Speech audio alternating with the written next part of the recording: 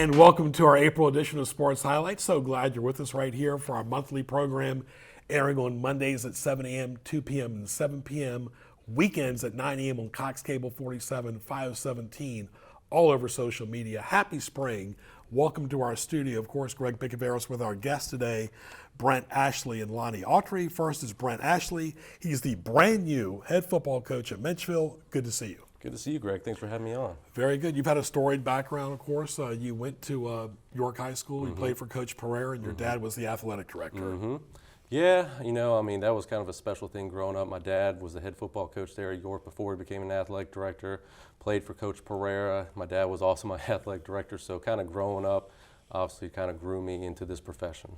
And Friday night football, no matter where it is, whether it's Newport News, Hampton, or York County, is a big deal. Oh, absolutely. This is a very special area for football. Growing up, being a Bay Rivers kid, going to Peninsula District games, especially the old Phoebus-Hampton rivalry games, it's special, and having that atmosphere, kind of that, not necessarily small town in Yorktown, and have the more big city vibe in the Peninsula District, it's truly a special place to play football on Friday nights. Even though you're very young, you've been at several schools. Talk about the lineage. I have. So I started my career as a student assistant at Old Dominion University, was there for 5 years, coached with Coach Bobby Wilder, eventually went on to UNC Charlotte in Charlotte, North Carolina with Coach Will Healy. Then I became the head football coach at Tabb High School at the age of 24.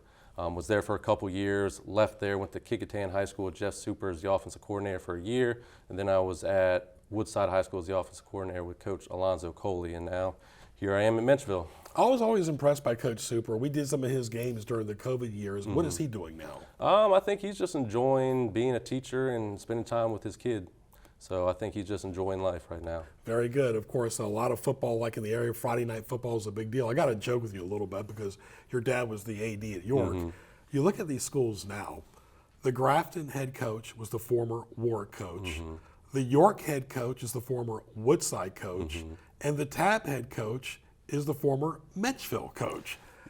Yeah, it's kind of ironic. You see all these former Newport News coaches going into York County now. Now it looks like you got some former York coaches going into Newport News. So that is kind of funny. I know Coach Byron was in Williamsburg for a long period of time before he went to the Tabb, but it is kind of funny when you look at that.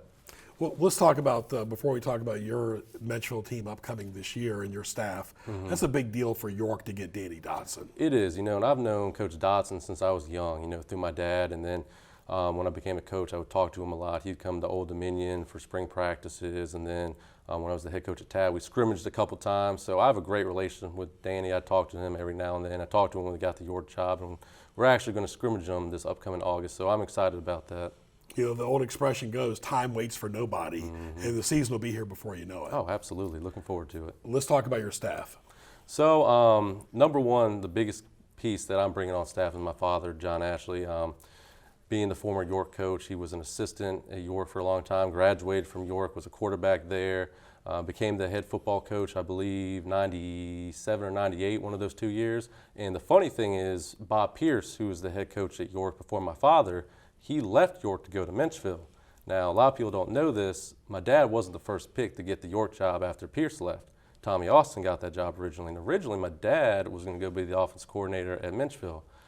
So kind of funny now. Obviously, Tommy Austin went to Kecoughtan, and my dad ended up getting the York position, and the rest is history. So we kind of joke and laughed at a little bit at that. Everything kind of comes full circle.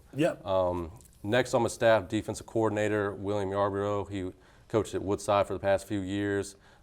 Played for Bud Foster, Virginia Tech, very knowledgeable, really good coach, really excited to have him on board. The last one I want to talk about is my brother. He has a really good history. He was a Division III long snapper at Bridgewater, was a first-team All-American at his position. He's in York County now, and this will be his first year coaching. So I'm kind of excited to have both my dad, who's been such a tremendous mentor for me growing up, and having my brother and having a whole family affair at Menchville High School. Very good. Like Brent said, there's a lot of coaching lineage going from one school system to another, so it's always in motion. Talking to Brent Ashley, he's a brand new head football coach at Menchville High School. Let's talk about your offensive and defensive philosophy.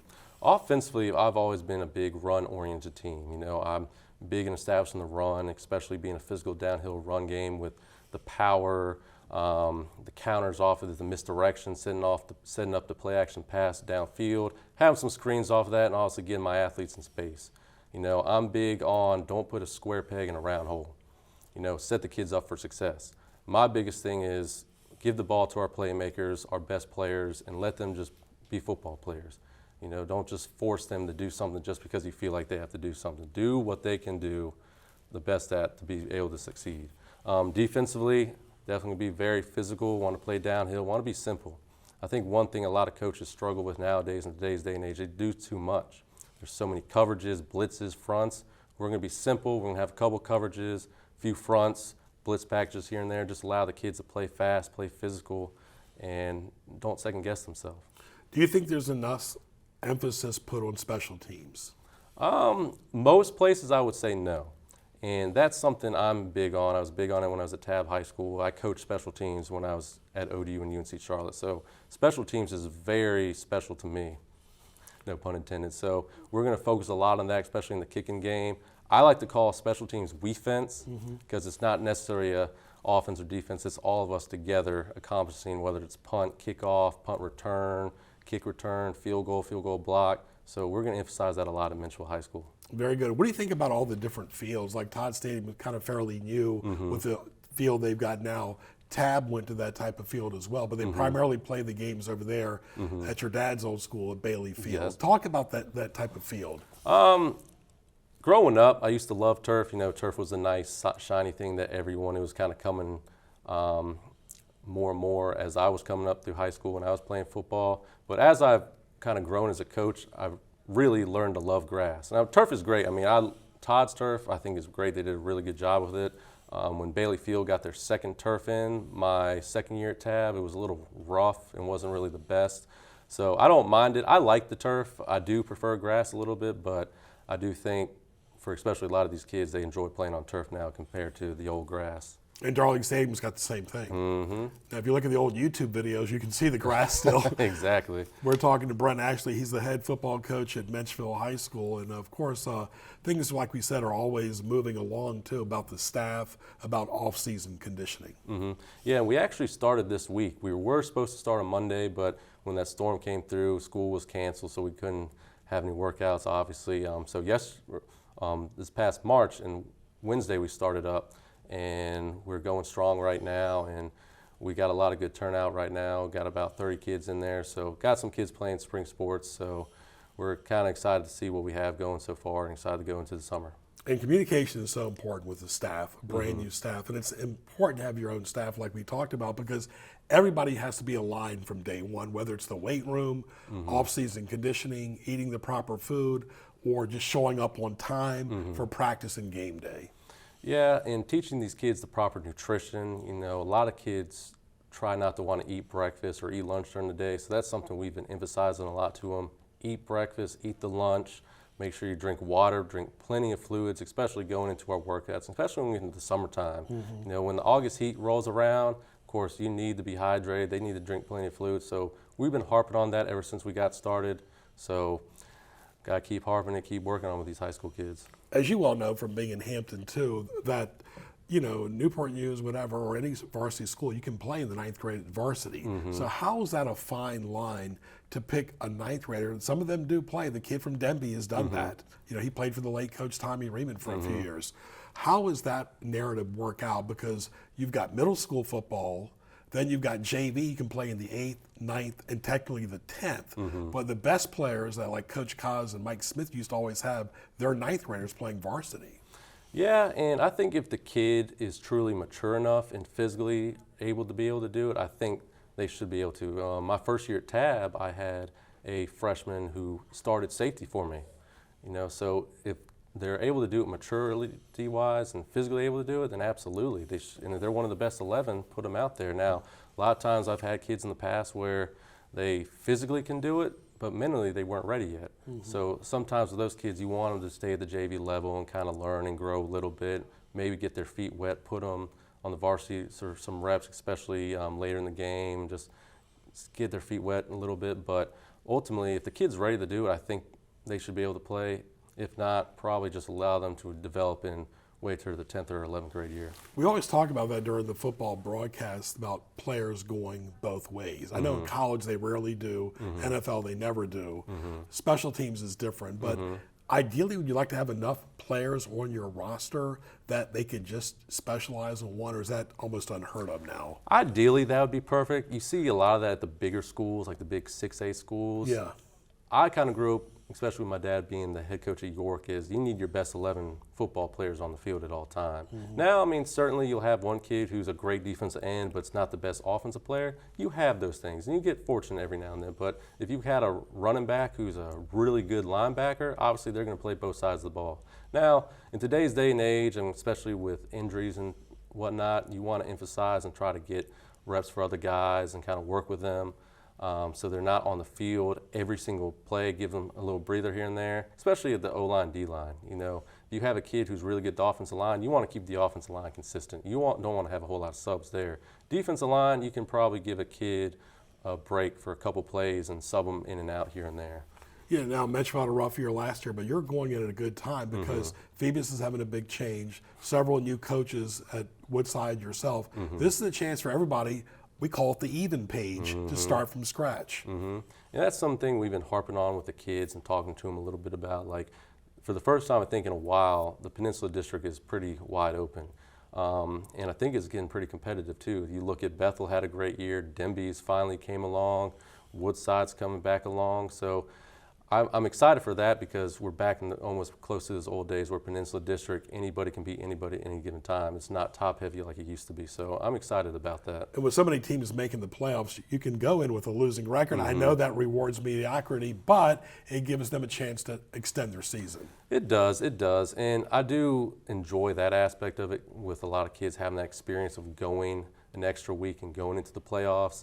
I do have my opinions on teams that win 3 games, 2 games, still going to the playoffs. But I do think for a lot of kids, teams that go 6-4, 5-5, I think it's a good experience for them to earn that extra week. And it's a grind too. Let me ask you, what did you learn from Tab the first go around to help you with his job? My biggest thing I learned from Tab is to have more experience around me. My biggest failure when getting that head coach job at 24 years old, which isn't common, is I had a lot of new coaches around me, great coaches, phenomenal coaches. We were just young and inexperienced altogether. So not having that person in my ear to kind of help guide me through some things and have more advice, and me kind of being the one that had the most experience with, at that time, I think that was my 7th year coaching.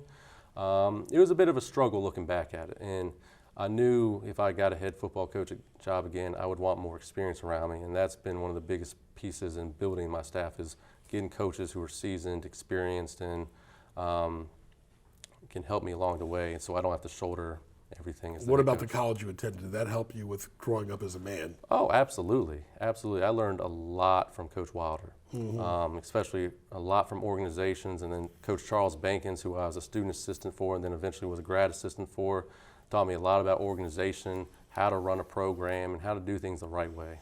All right, we'll be watching very closely this fall on YouTube, and look forward to seeing your career evolve, and can't wait to see the season get started in a few months.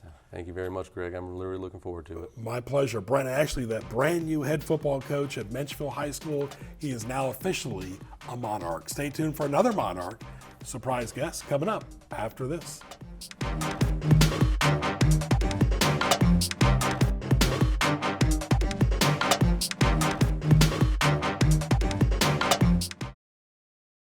You're watching NNPS-TV.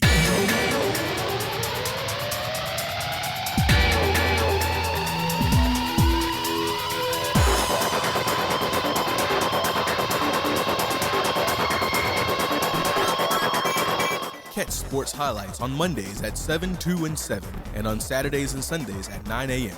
Visit us online at nnpstv.com to view all your favorite episodes. NNPS-TV, watching education happen.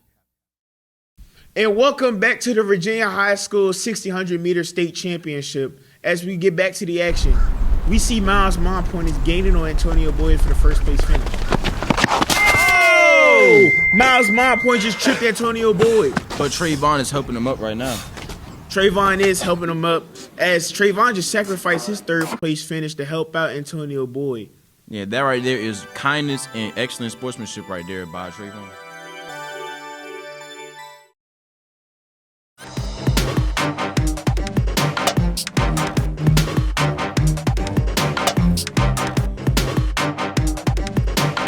And welcome to our second segment of our April edition. Always a great time in the month of April right here on Sports Highlights. Hope you enjoyed our first guest, Brent Ashley. Let's switch gears from football to basketball and welcome Lonnie Autry. He's the interim Menchville head basketball coach. Good to see you. Good to see you too, Greg. And you also went to Gildersleeve too. For a little bit, yes, sir. Yeah. Tell us about your basketball background. So originally I started playing basketball here, and then my father was in the Air Force, and we ended up moving to Junction City, Kansas, where he got stationed to, and I played basketball out there, high school basketball out there. Way different competitive scene, but still really competitive. We was close to Manhattan, Kansas, which where Kansas State University resigned, so I got to run with some of those guys. I got to play at Fort Scott University for a little bit as well. And that was a lot of my background growing up when it comes to the game of basketball itself. So I've had two different, I would say, location competitiveness happening around there. I got the scene of Virginia, the 757 specifically, and then I got the scene of how Midwest players also get to play the game of basketball as well. So that was how it shapes how a lot of my coaching philosophies as well, going forward from what I've learned from Kansas and what I've learned in Virginia as well. Fort Scott's had a rich tradition. Yes. Prior to me going to Fort Scott, it was a lot of things that weren't going the right way. And then a guy named Coach Mike had took over, and he's one of those guys that I kind of look at. We didn't see eye to eye at first, but he's one of those guys when I look back, I'm like, man, I took on a lot of his philosophies too, because the way how he was able to flip that Fort Scott program around and turn it into a winning program, that was something that really inspired me as a person, as a coach, as myself, to want to turn programs around if given opportunities like that. I was really impressed this year how you adapted in the middle of the school year. It was not an easy year, we'll just leave it at that. But you were the interim coach and you led your team toward the middle to the end of the season. Yes, sir. It was really not easy at all. Tough task. It was one of those things where it was like, hey, coach, I need you to step in to be that guy. Most people don't know I am a really young guy as it is. It was tough in itself because it was more so tough trying to get these kids to flip from a person who's, has a lot more experience than I do to get the lights to turn on for them and start clicking that situation going. And fortunately, we were blessed enough to get that light going, to get these guys going in the direction that we wanted to. Unfortunately, I just needed more time to start stacking the wins together with these guys. But guys like Braylon Bryce, he was all the way bought in. Marcel Richardson, he was all the way bought in. Patrick Lathy, he was all the way bought in.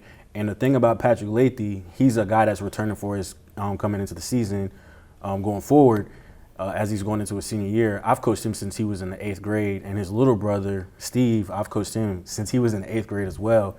And these guys, I have a tremendous respect for them because they're, 5'4", 5'5" guys who are, trying to do their thing on the basketball court against these 6-foot guards, 6'3" guards, and they give me everything they have.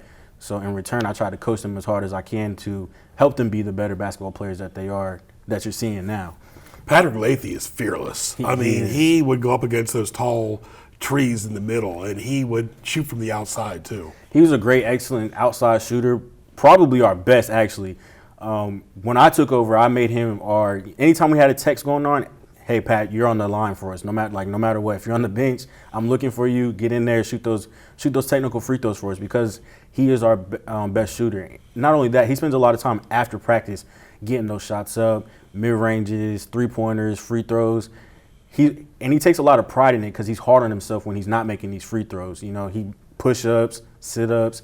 He's trying to do everything he can to knock these free throws down because he knows since he's a little guy, his minutes are going to come from, the little things I'm asking him to do at his size. Talking to Lonnie Autry, he's the interim Menchville basketball coach, been part of that program for a while now. When you talk about your philosophy, don't you love when you have players that practice on their own?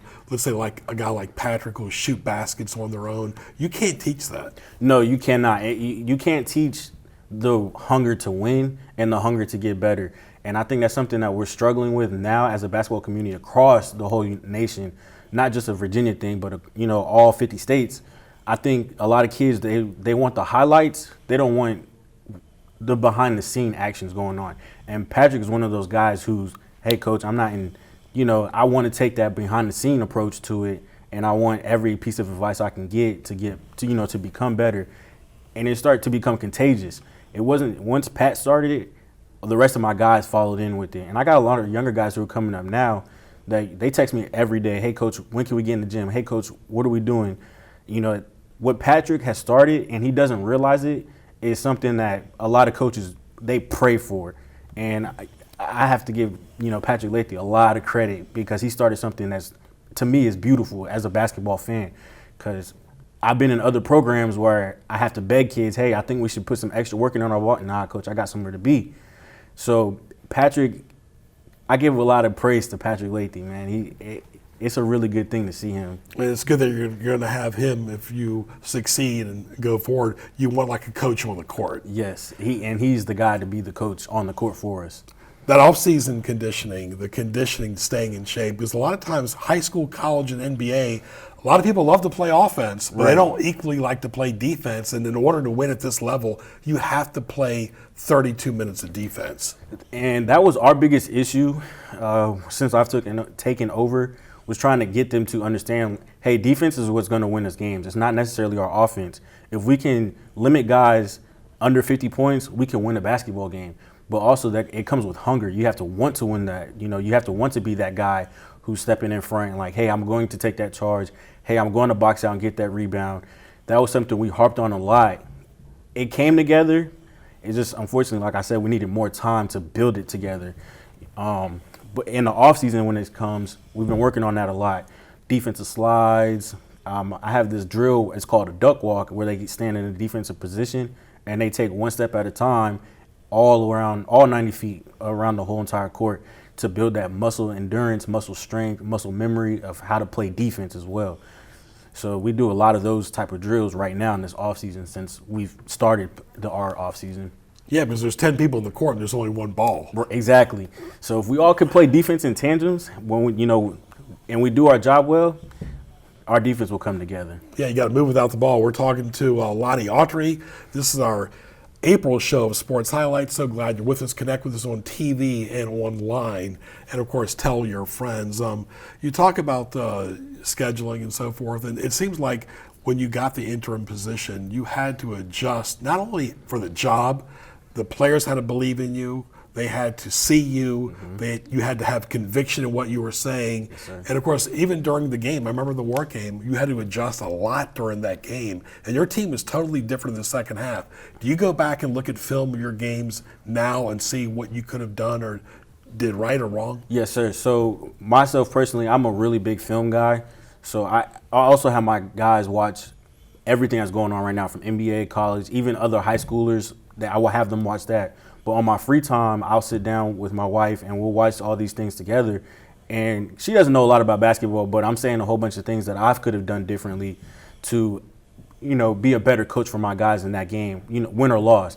I always feel I can be a better coach for my guys because I believe in that much that we can turn what hasn't been a successful season for us in our eyes, I can turn that around for those guys going forward. So I spend a lot of my days, even at work, I'm spending a lot of my time looking at film, even film from last year and even film from, you know, the guys like Etienne and AJ were at Menchville. I watch a lot of those things as well to sharpen myself. Now, what about the defenses, too? We mentioned how people don't like to play defense as much. Syracuse for years used the zone. I mean, they did it for 47 years. Right. Why don't you see a whole lot of zone in high school basketball? You don't see barely any in the NBA. It's 24-second shot clock. But you guys don't have a shot clock. No, we don't have the shot clock. I feel a lot of coaches don't really run zone out of a pride thing, and that's my personal opinion.